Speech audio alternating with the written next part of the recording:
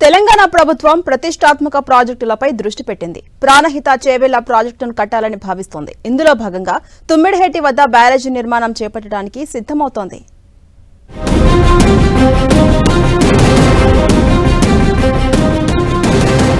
తెలంగాణ రైతాంగానికి మేలు చేసే దిశగా ప్రాజెక్టుల నిర్మాణంపై ప్రభుత్వం దృష్టి పెట్టింది.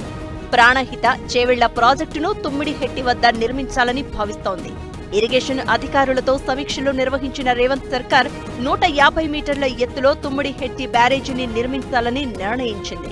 ప్రాజెక్టు నిర్మాణానికి అవసరమైన చర్యలు చేపట్టాలని అధికారులకు ఆదేశాలు జారీ చేసింది.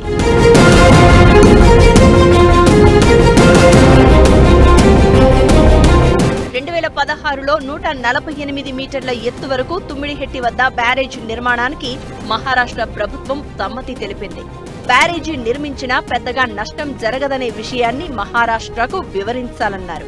150 మీటర్ల ఎత్తుతో బ్యారేజీ నిర్మిస్తే మహారాష్ట్రలోని 1500 ఎకరాలకు ముంపు ఉంటుందని అధికారులు చెప్పారు. దీంతో ముంపుకు గురయ్యే భూములకు పరిహారం చెల్లించాలని ప్రభుత్వం నిర్ణయించింది.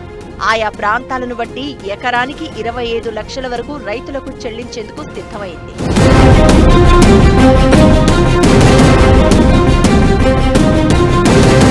కాళేశ్వరం ఎత్తిపోతల పథకం DPRతో సంబంధం లేకుండా తుమ్మిడిహెట్టి బ్యారేజీ నిర్మాణం చేపట్టాలని ప్రభుత్వం యోచిస్తోంది.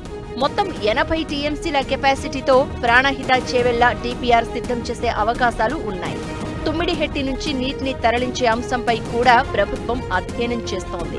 తుమ్మిడిహెట్టి నుంచి నేరుగా గ్రావిటీ ద్వారా సుందిళ్లకు నీటిని తరలించడం, అక్కడి నుంచి ఎల్లంపల్లికి పంపింగ్ చేసుకోవడం ఒక విధానం. గత కాంగ్రెస్ ప్రభుత్వ హయాంలోనే 71.5 కిలోమీటర్లు మైలారం వరకు గ్రావిటీ కాలువ నిర్మాణం పూర్తయింది.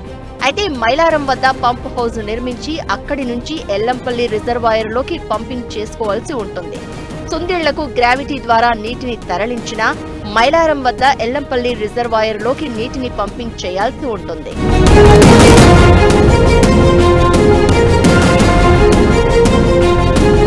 గత కాంగ్రెస్ ప్రభుత్వం అసంపూర్తిగా మిగిల్చిన ప్రాణహిత చేవెళ్ల ప్రాజెక్టును పూర్తి చేయాలని రేవంత్ సర్కార్ నిర్ణయించింది.